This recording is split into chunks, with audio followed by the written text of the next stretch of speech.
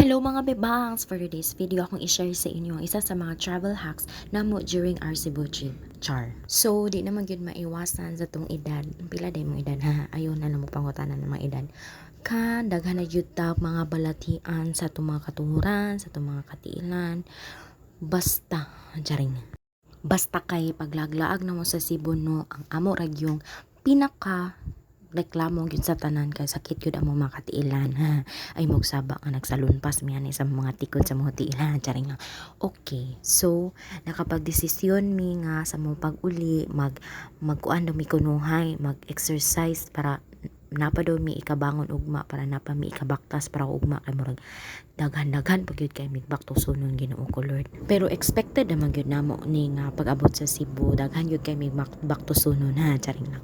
Pero bitaw sa Davao pa lang gyud mga bebangs kay nag-warm up na gyud taon mi nagsige na mig pangbaktas kay hilig man gyud migbaktas no unya wa man yun may nag-expect no nga ing ani gyud ay diri sa Cebu kanang ambot hilig mo jud kay migbaktas kay gusto na mo ma-explore ana mahadlok na gyud may masaag ha charing lang ay mogsaba pero bitaw mas lahi ra gyud nang magbaktas-baktas aron makahinumdum pud mo tawon sa mga dalan no.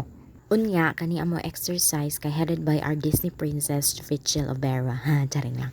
So kani pod na time kay ang pinakaganado pod ani kay si Inahan ambot unsa poy nakaon ani niya nga grabe gyud iyang pagka interesado ani nga time sa pag-exercise. Si Inahan kay muna siya ang naa sa video na pinaka first niya. Shout out lang siyang Blast Beyond Measure.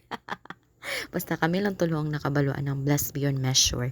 Ako na i-share sa inyo sunod. Og, sugdan ako niya. Unsa gyud ang Blessed Beyond Measure. Ha, charing na. So, disclaimer lang mga bibang sa kaning exercise kay according kay Disney Princess Fitchel, gikan ni siya sa Youth University. So, dili gyud mi nga naka-professional nagsundog ra gyud in taon mi.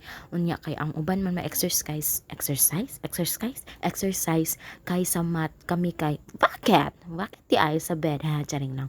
Alam mo kasuko mga bibang seryoso rapod kay sa life ha charing lang. So ug wala pud ko kasabot asa ni padong na vlog unsa jud purpose unsa jud tumong ani basta kay nag-share lang jud ko sa among pag-exercise ani og nya nakaluyan pud ba in tawon no nga wala gyud nakit ang matiil ha. Okay, bye.